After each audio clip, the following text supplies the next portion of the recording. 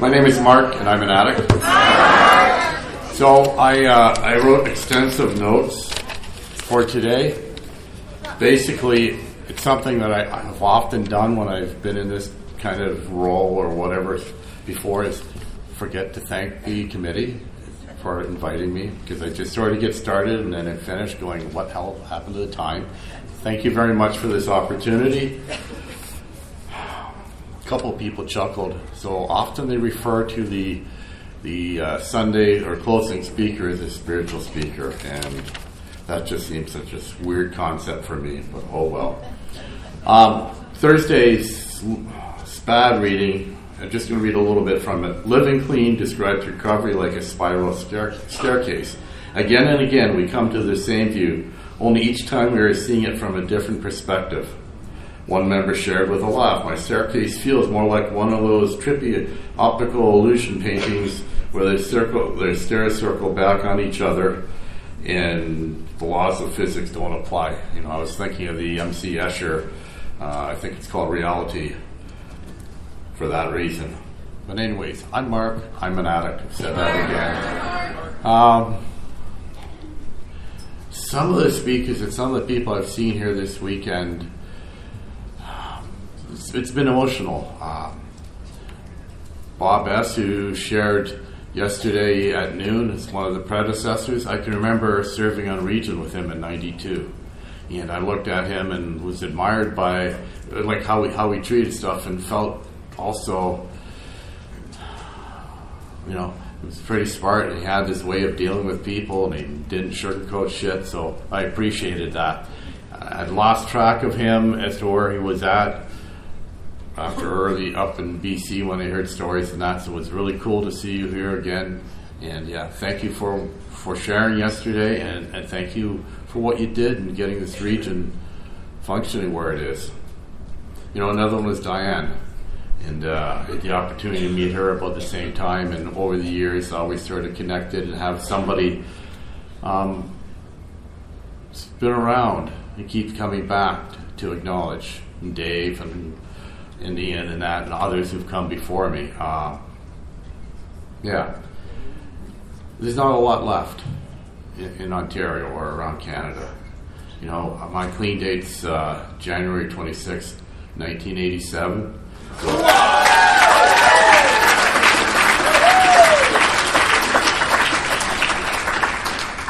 And today I have 13,991 days clean.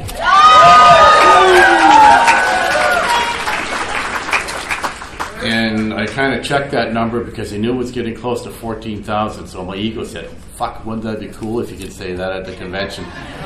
But no fronts, so I'm here. So I wasn't sure what I was going to say, and I never am. Talking with Julia last night, she asked me a bunch of questions, and it's like, well, tell me a little bit more about yourself. I don't know, you know, it's what it is. I don't have these huge, drastic stories or whatever, but I guess the reality is I used because I didn't know how to survive without using. I'm very glad I found drugs and alcohol as a teenager, because I didn't know how to deal with my emotions. I didn't know how to deal with being Mark. I didn't know how to deal with feeling different. I didn't know how to deal with wanting to feel different than I did feel. Feeling like I was an alien here, feeling older and different than a lot of the classmates that I grew up with, you know. And it's so getting high helped me get by until it didn't. You know, I used, I think, from I was like 14 till I was like just 27. So I used about 13 years. And that was enough. You know, my parents were both first generation Canadians. They had all the challenges of many who've been in that position. And I'm kind of what I found out later on was called a grandchild of an alcoholic. My parents did not drink. They were those overachievers that, as new Canadians often are, do good, really pushed hard and all that kind of stuff. really smart and did what they needed to do. But I had all the grandparents.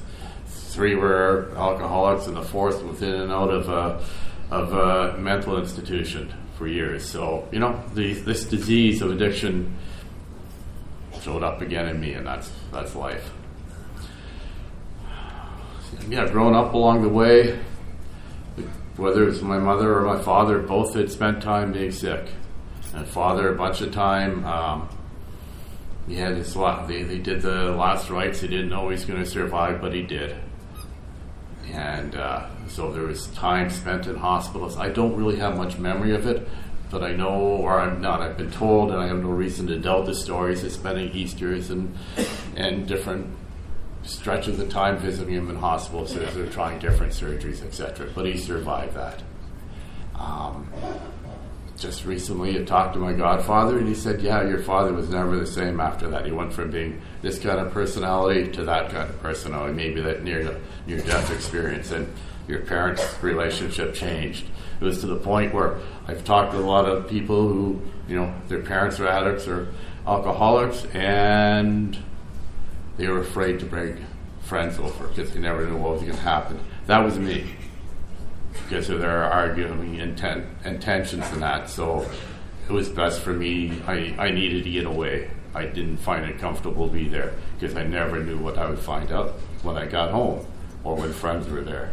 So I can relate to that kind of the stories that I heard earlier on. And that resulted in me at times being shut down, or at times overreacting and stuff, at times getting angry and being afraid. So I know that now, but it took a lot of time looking through, as that little reading said from the SVAD, going around and around on the staircase of recovery, taking another look at my steps and taking another look at my life. So that's why, I'm looking at relationships, and I didn't really have a great role model to follow in one. Didn't know how to start. I know my parents loved me, but through their own shit, were stuck where they were at. They make sure they provided for us. It's not a poor me. We didn't have this, we didn't have that. We had that, but just a lot of uncertainty, and a lot of uncertainty. So that using helped me calm some of that fear. Helped me calm some of that, what the fuck is going to happen next, or get out of the home, or whatever. I grew up, it was like smartest kid in the class and all kinds of different things, until I started using it. Some of it didn't matter, because it was like no matter what I did, it wasn't quite good enough. That's how they were raised. And so at one point it was, whatever, it doesn't matter. I'll do what I do. Got to university. I managed to get through university. I think it was 20 when I finished there, and by then, it was I need to go someplace else. I didn't know what I needed to do. 1980, headed on a train and headed out west, because that's kind of what you were doing at the time. If you didn't know, you went out west. And I ended up in a little town in Alberta. Part of the reason is I knew that I needed not to be doing what I was doing. So it was a good idea. Let's go to a small town in Alberta where there's not much to do but drink and get high. One of those really wise choices I made, but it got me here. Because it was a wonderful little town. And, I got to watch the Rocky Mountains, and Edmonton was 3 hours away, Jasper was an hour away, and people didn't know me. So part of me of being the shy part and a bit introverted, it was a challenge, but it's a place to hide. But it's also a place where, the liquor store in town of 8,000 people was the second highest grossing sales of liquor in the province of Alberta for some reason. So it a good place to stop, Mark, but I did.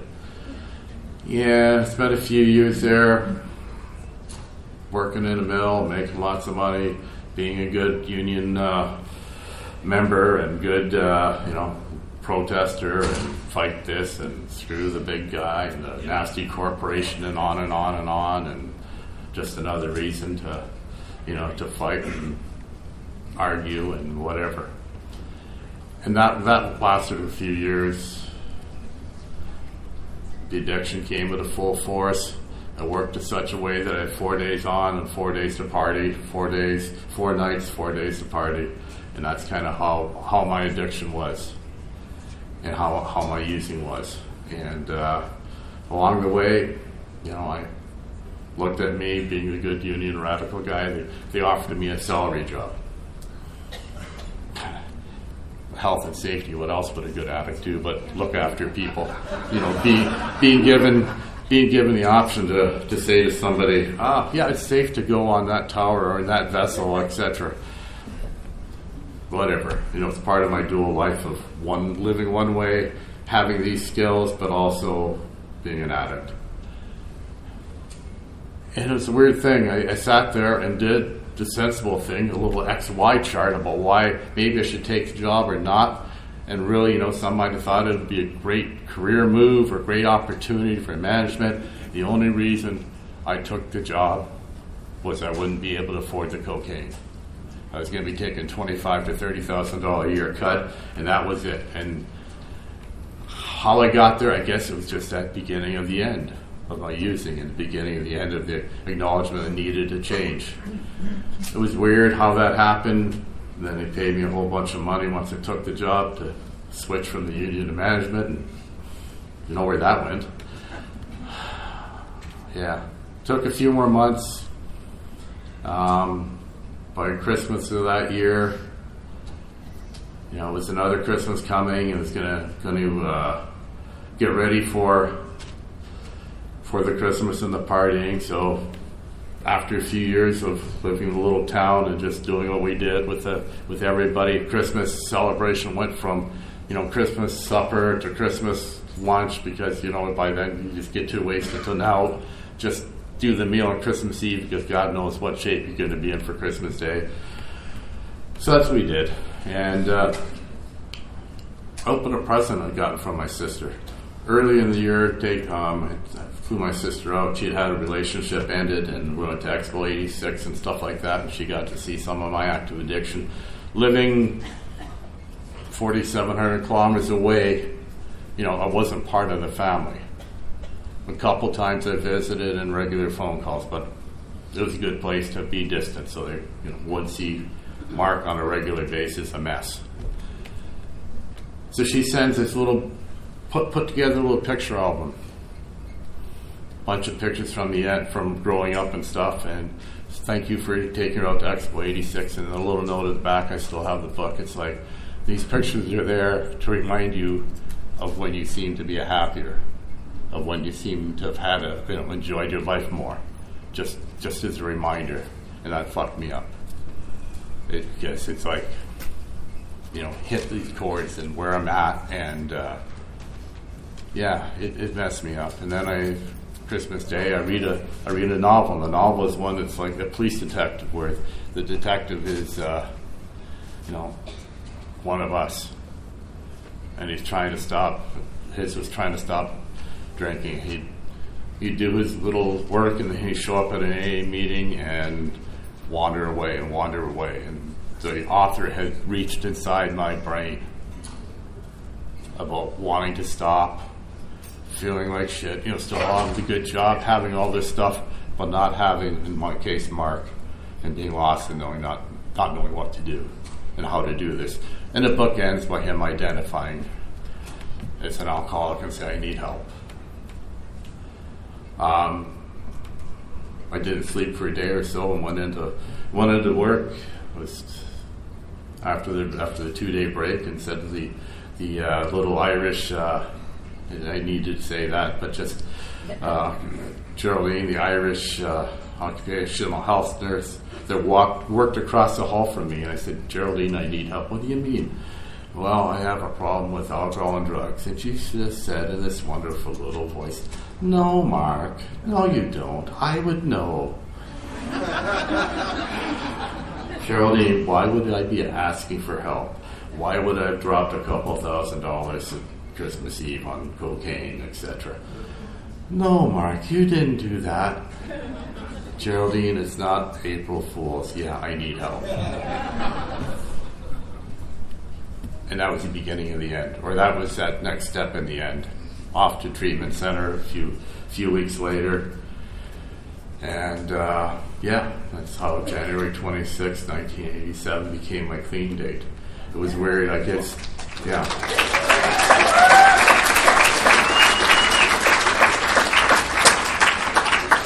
And it was weird. It's like the Saturday night, I had planned just to go and really tie one on and etc.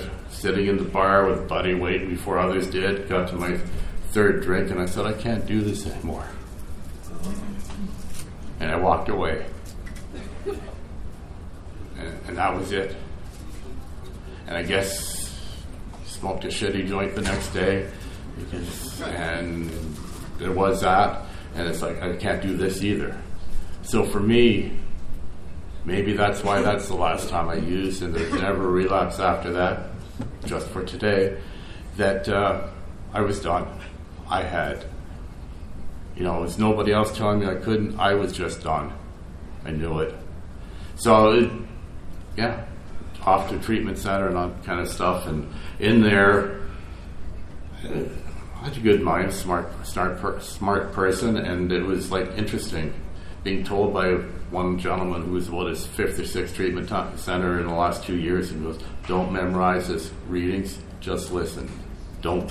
I tried to do all that, and I'm back here again. And somebody else, they're back again. It's like further the mark being a little different, I was the only person in the 30 people that started that day that had a job and that had a car. I'm special, I'm different. It's been a little bit of an issue at different times. It's like not fully doing the identification for a long time. It doesn't matter. That people's stories are different. But in the end, why I'm here is I didn't have me. I didn't know what else to do. I was lost. I didn't like me. When I used. I had no intention to be 30. I was 27. I saw it was better to burn out than fade away. Thank you, Neil Young. And so I changed. I obviously fucked up there. Because I'm well over that. So this journey of recovery. And the other part in the treatment center, they said, there's a couple of programs around at that time and around Edmonton, and that was good. And they had a bunch of meetings around Edmonton, and that was really cool. A daily meeting, like a noon, and then other meetings at night. So I did a bunch of them, and they had this word, G-O-D, though. I would sit there and figure God made me an addict. So I was very, very upset. Even as a little kid, being raised a Catholic, and they're watching the stuff that's happening with my father being sick and almost dying and on and on. I was always confused if this God was so good, why is there all this? So I really struggled with this belief that God would help. I figured God made me an addict. I did a lot of other checking out, doing other religions, and part of what I did in university was philosophy to try to answer those big questions, etc. So that's become one of my biggest journeys, and that's why this whole idea of being often, when you say spiritual speaker, the more God-centered one, that's not me. So this journey, it's been one of not picking up no matter what, You hear in the last 10, 15 years, the No Matter What Club's been mentioned a lot, and that's it, I remember talking to one gentleman, again, I'll go back to my little town of Hinton. There's no NA there. There's 2 AA meetings. I go into the first one on a Tuesday night. I park my car around the block. I don't want to park in the church parking lot. When I bought it, it was in the paper, being the new owner, the only one in West Central Alberta, that kind of thing, so it was a little different.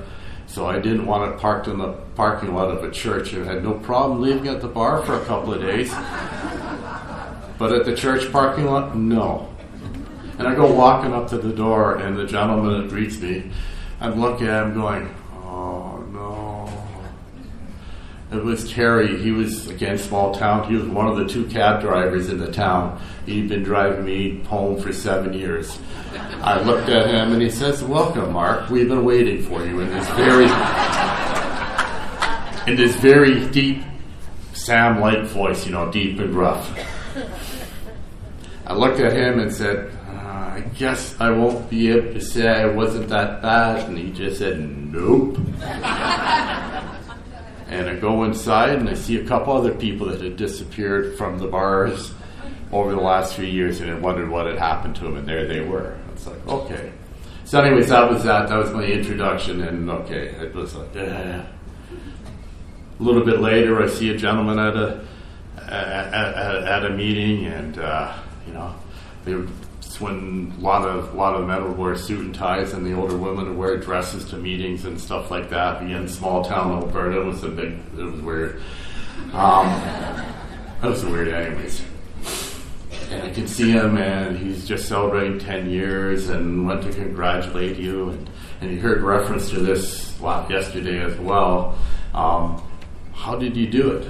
And chatted a little bit, and he asked, so how long you been around? I don't know, a few months or whatever. And he goes, I spilled more beer in my tie than you probably ever drank. And I just looked at him and I said, I guess you were a sloppy motherfucking drunk. I wouldn't have wasted it.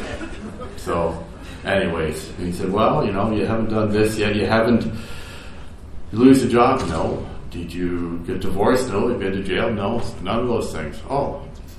The coolest thing is, I haven't been to jail, but I've done all the other ones in recovery, been divorced, been bankrupt, and married, and lost jobs, started and lost companies, and whatever. The coolest thing, I did not have to drink, did not have to use, did not have to do anything like that through any of them.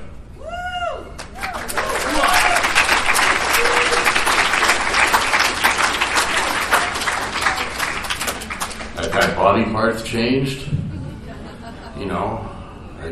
I got to even be awake while they did that. But I did not have to use. Going around the staircase, 2 years ago, my 64th birthday, I found out that I had what they call the non-alcoholic cirrhosis. And it's like, but I haven't drank or used in, at that time, 36 years or whatever. I said, yeah, well, we're finding it a lot now. We used to call it fatty liver, and now it's called this. And he says, it's fatal, it's incurable, but it's manageable. And I just said, fatal, incurable, and manageable. That's kind of like my addiction. So if I do the same thing, I have a chance. And he said, the specialist said, I never thought of it that way. Thank you.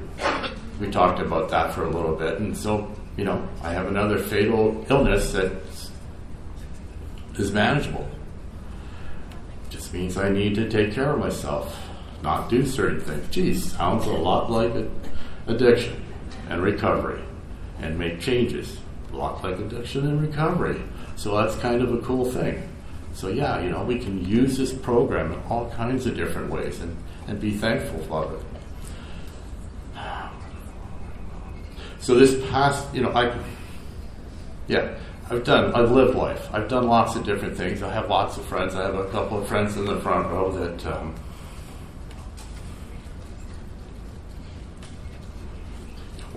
one's been a very, very close part of my life for over 30 years. And it's really cool to see and just know that I've built these friendships for that long. Very close, very intimate friendships for that long, and that's a cool thing, because that was part of it. I never knew how it fit in.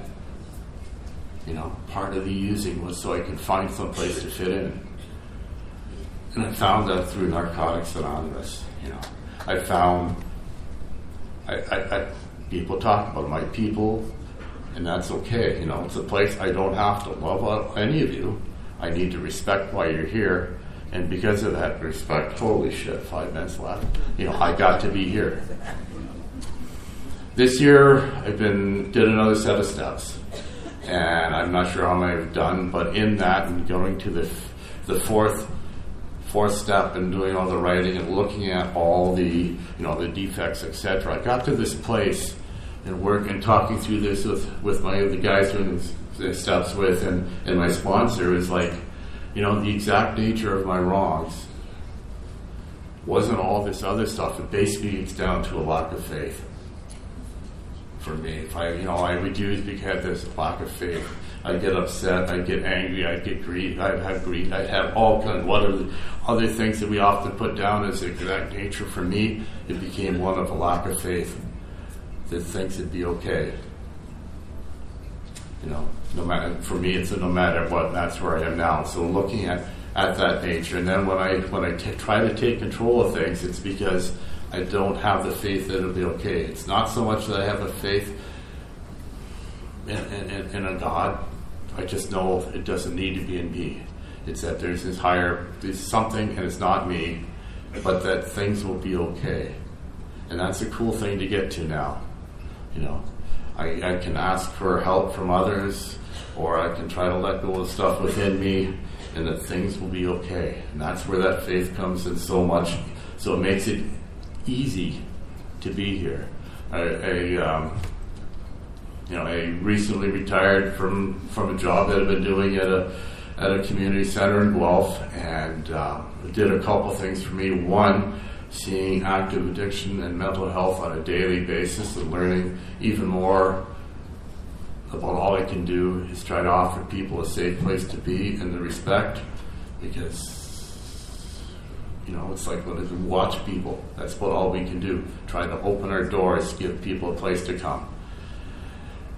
And two, that it mattered what I did, and that was really cool, and it was part of something.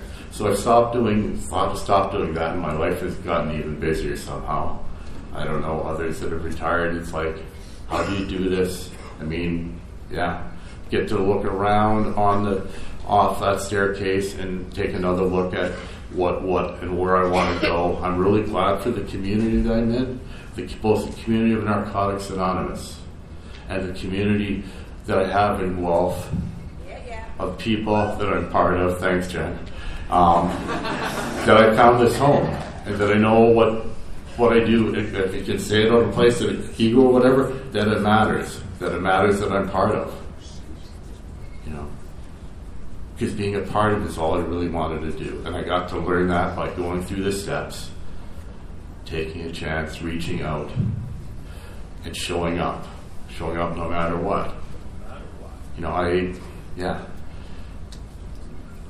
I got jealous when I saw these people who would have, living in a big city where there's all kinds of meetings. When I got clean, to do a meeting a day was 1,000 kilometers of driving each week. And I hear people who don't want to take a bus to get to a meeting.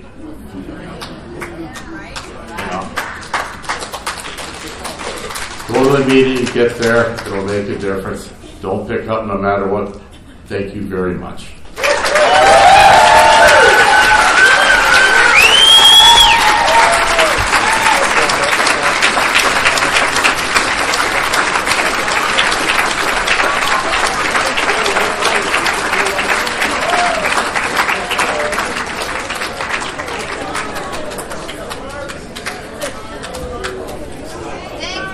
Thank you, Mark. Before we leave, don't go run away. Sit your butts back down. Holy cow! I know I've been I was a little somber when we started. Thank you for the energy that has lifted me up. Thank you to 36 for a wonderful day.